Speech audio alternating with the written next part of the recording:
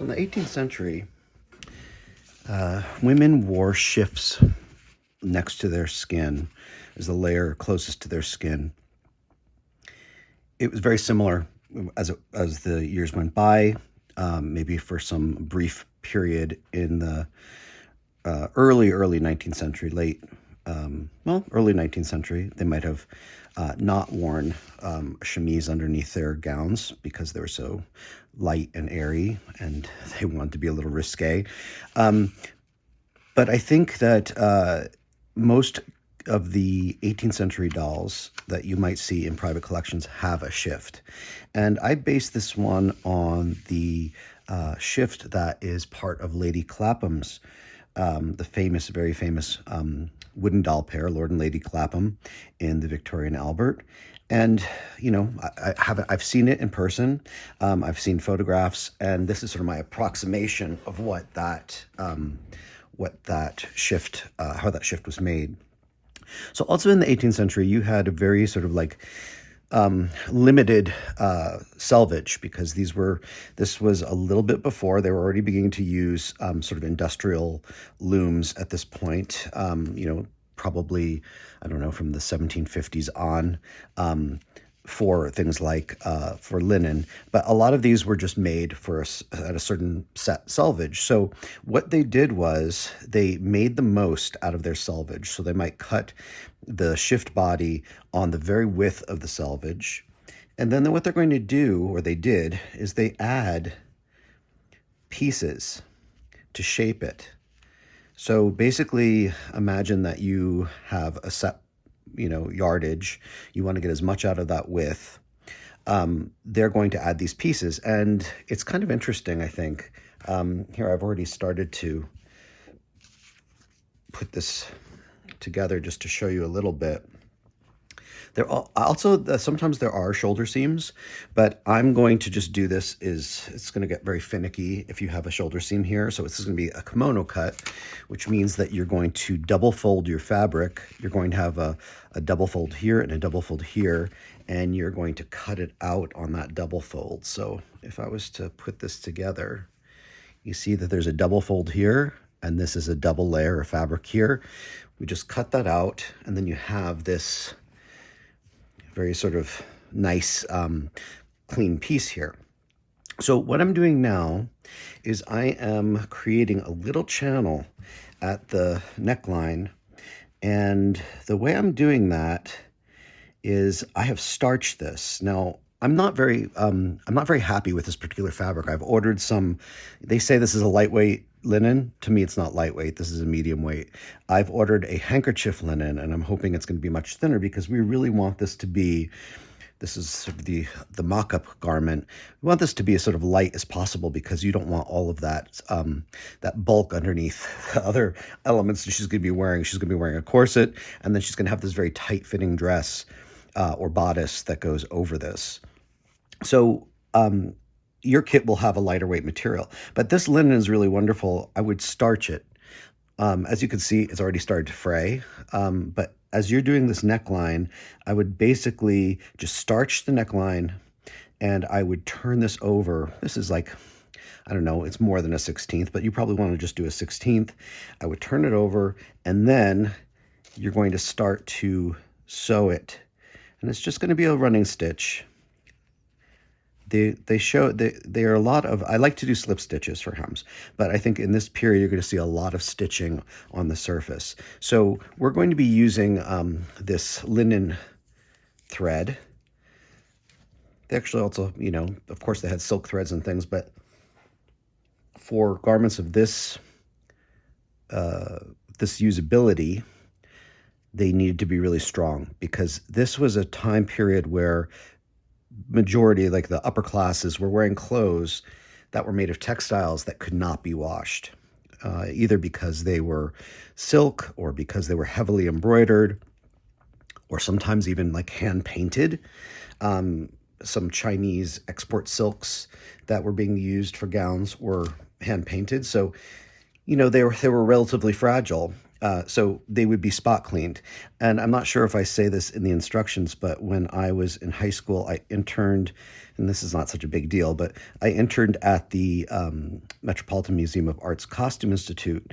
And I remember them looking at an 18th century court bodice, which was something which was maybe a little bit later than this, but it was pretty much heavily, well, not heavily stained, but it had stains of perspiration and food and wine, actually, which I thought was interesting, and some that they thought might have even been like some sort of a perfume.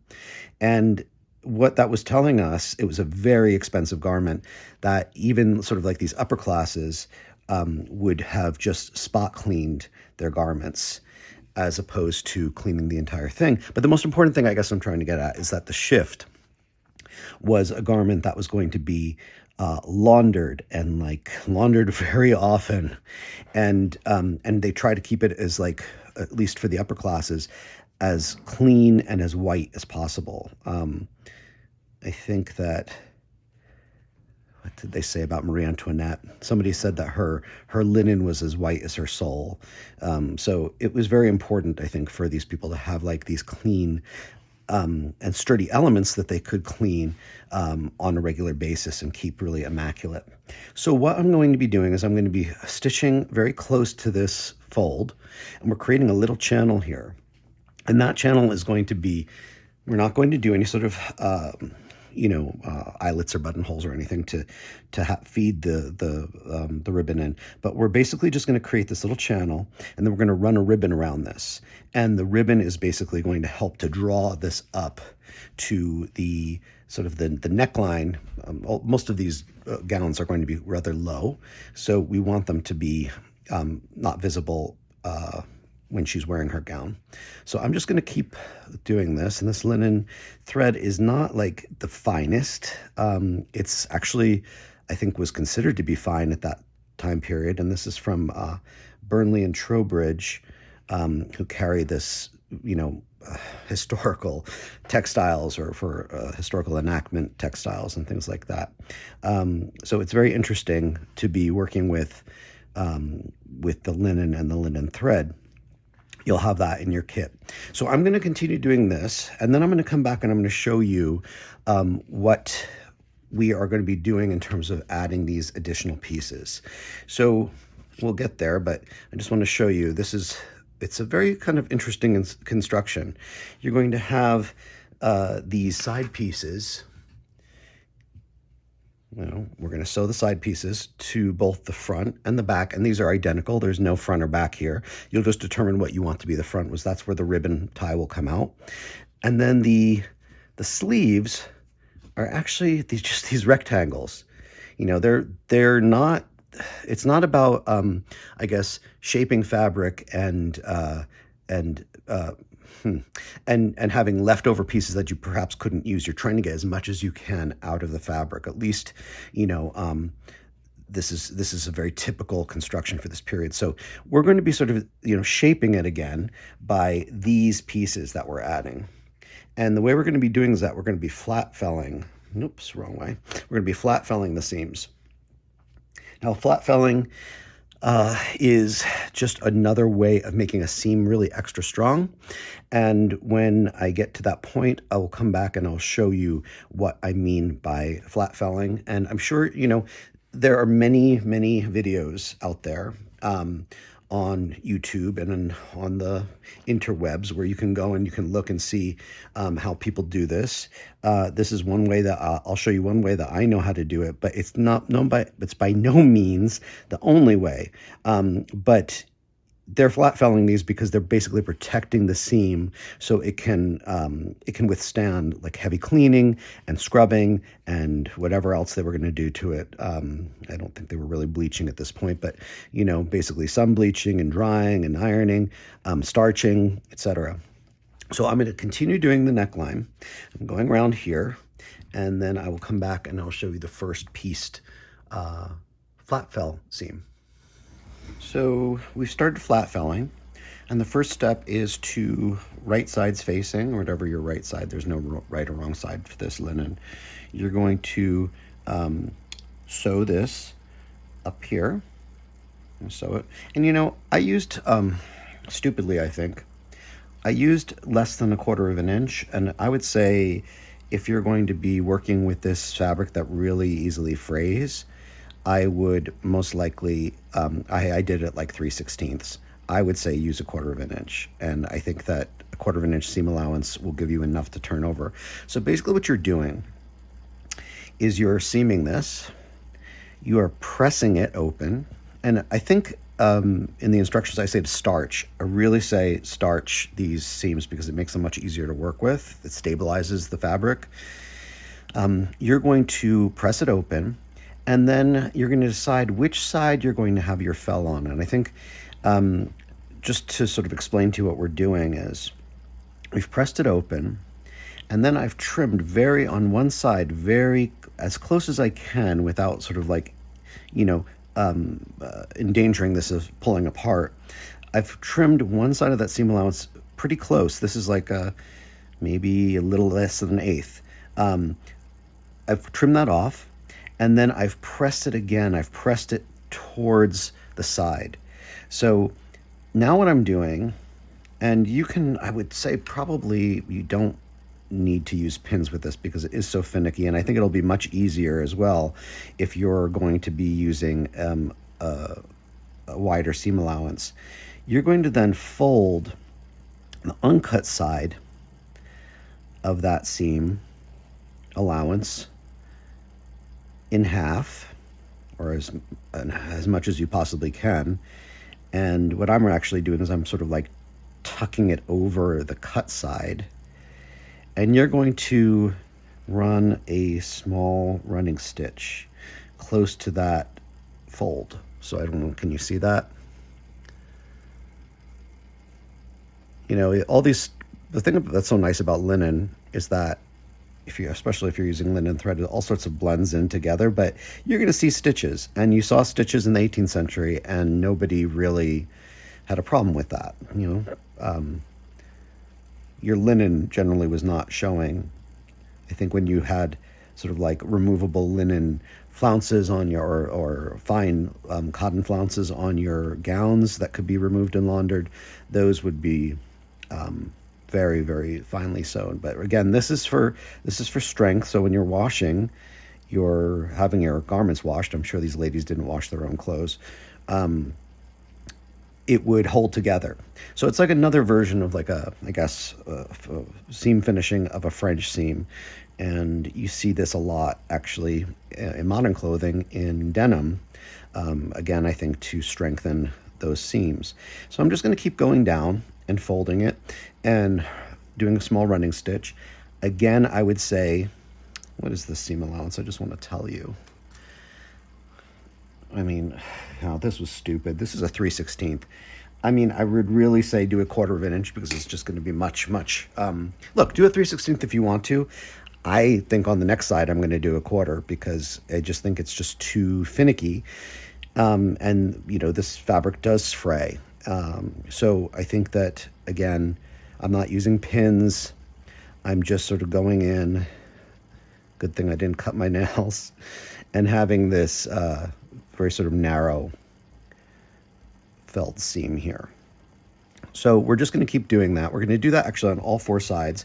You can see sort of like that's creating the shape of this shift. Now it's sort of the body is more sort of what you would see like in a 19th century chemise, where it's a little bit more tapered. So I'm going to do that on all 4 sides, front and back. And then I'm going to show you how we do the sleeves. And the sleeves are going to be done in a very, very, similar way, where they're going to be sewn onto the top. They're going to be basically felled on the top seam. But first we're going to do that same thing where we're fell stitching the sort of the underarm gussets onto each sleeve, and each sleeve will have 2. So I'm going to go away, come back, and show you that step. So we've finished one side gusset or shaping piece of the shift, and again, this is going to happen on all 4 bottom bottom sides. And then I've moved on to the sleeve because I just want to show you some progress on that. We're going to be sewing the underarm gussets onto the side of the sleeve, on the short sides of the sleeve. Now it says top and bottom in your pattern. It's exactly the same. It's just a rectangle. But we're going to flat fell both sides of this. And then I've already sort of moved on. I flat felled it. So you see it's going to sort of give you this like more of a triangular shape that you just sort of expect to see in a sleeve. And then I've run a gathering stitch across the bottom. You don't have to do double gathering. It's just going to make it too bulky. And I've taken one of the cuffs and I've pressed in about 1/8 of an inch on one edge of it. So what we're going to do now, and I can tie this off.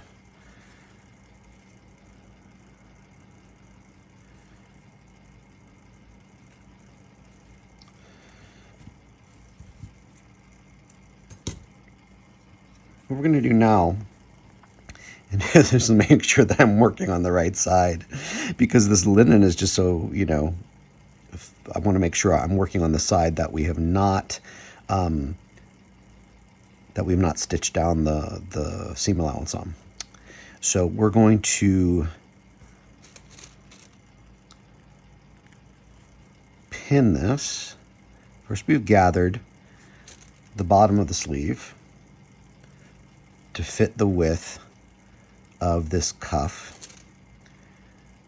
and we're going to sew that in place.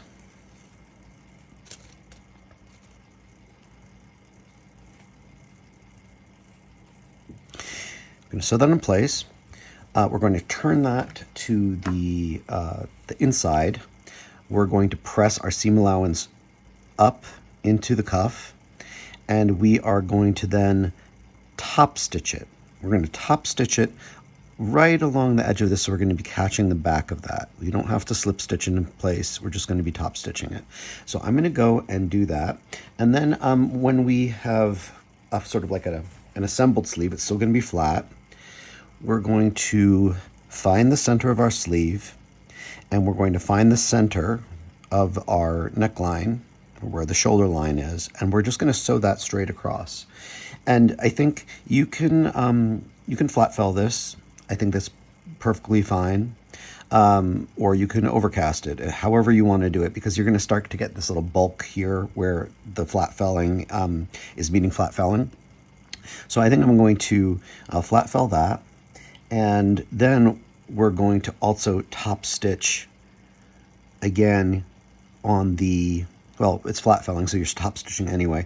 Then we're going to basically be closing it. And so this is going to be like one of those very sort of like, I think you guys have all done it sometime or other in bodices, and this is the wrong side. I think in the original, this side seam was all flat felled. Now, I don't want to do that because you can do it if you want, but I'm going to do a French seam here, because the flat felling, it's just like you've got to go around all these little tight corners and angles, and I just think, yeah, it's too finicky. At least for me, it's too finicky. So if you want to flat fell it, please feel free, but no, I'm not going to do it for the sake of my sanity. So I'm going to go and do one of the perhaps I will finish one side, and I'll finish one sleeve, and then I'll show you how we're going to French seam that side together.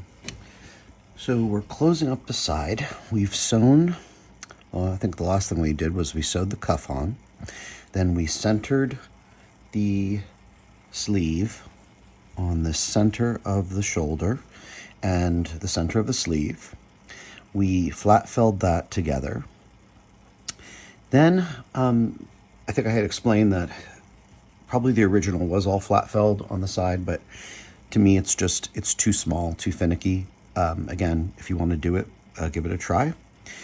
So we're actually going to be doing a French seam. And a French seam, you see all these little strings and things, they'll all clip off and it'll be nice and clean.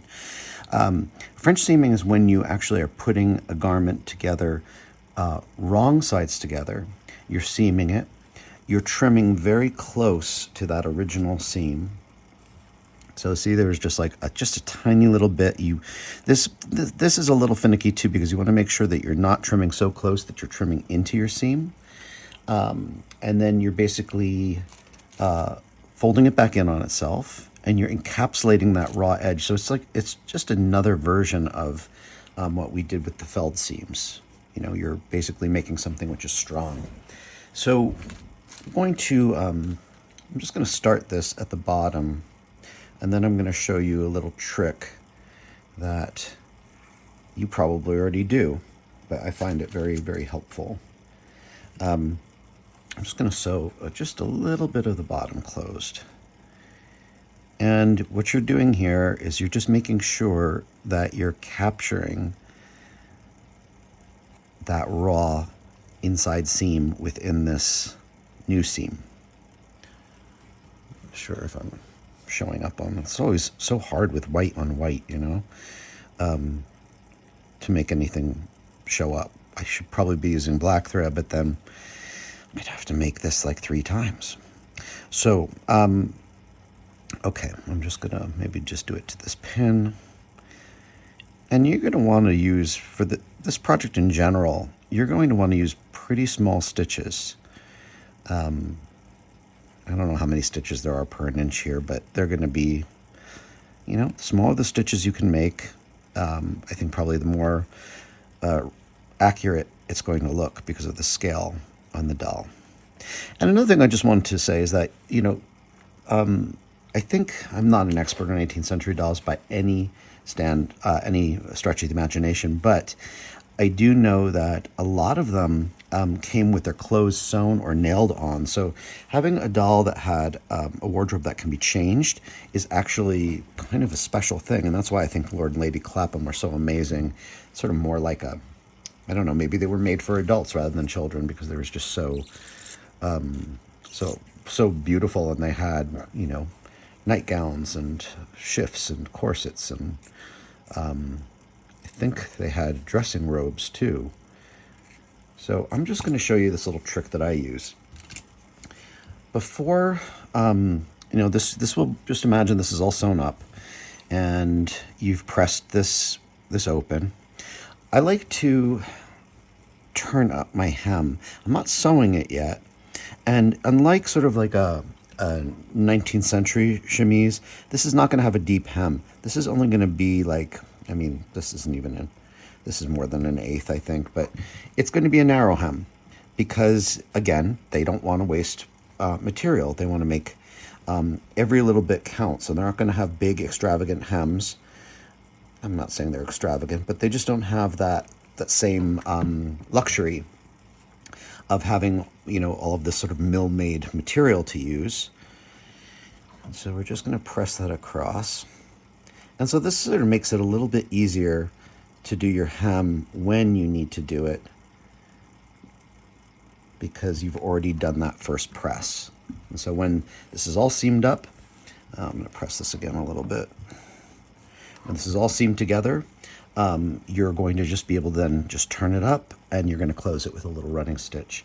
So I'm going to continue to sew the second seam of the French seam closed.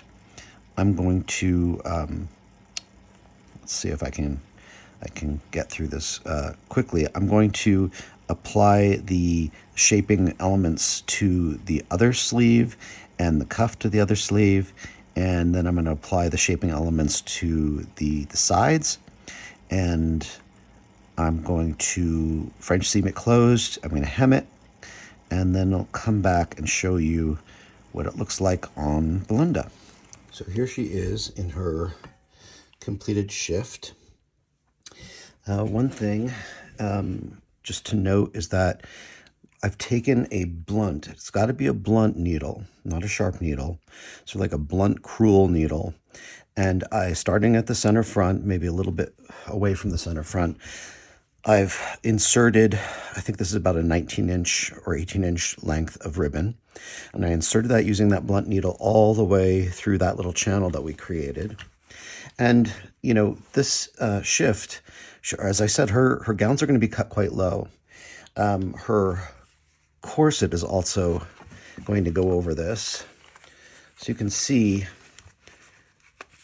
we're not going to really want any of that shift showing at the top. So her shift is actually quite low. We can make it tighter. You can pull this. That's what this is for. This little ribbon drawstring. It's to make it as tight or as loose as you possibly want it, so it can just be adapted to her dresses. We've turned up our hem, and we've done a little running stitch. Again, this linen, I feel, is again too heavy. So when you get your kits, you're going to have a handkerchief weight linen, and that should just be a little bit. There's not going to be any problem with the corset pulling all of this in. You see, it's going to lace up the back. It's going to be quite tight. But I think that the handkerchief weight will be more suited to her scale, because this is a little stiff. So that is her shift. These were not very long garments. They stopped probably below the thigh. Again, she might have worn this to sleep, or she might have had a nightgown, as Lady Clapham did. But this is the first part of her underpinnings. And in your kit, you're going to have materials for your shift. And then in the kit for the workshop, or in the kit that'll be available after the workshop, you're going to have materials for the stays and for the panniers. And those are going to be kind of fun to make. So I'm looking forward to seeing you, any one of you that's coming, or every one of you that's coming to the workshop in Williamsburg. And I hope that you can get this shift at least done before the workshop, so she won't be totally naked, and she'll have something to wear under her beautiful gown that Cheryl's designing, and the beautiful accessories, hat and mitts and pockets that Denise Woodward will be designing. So I'll see you then, and enjoy.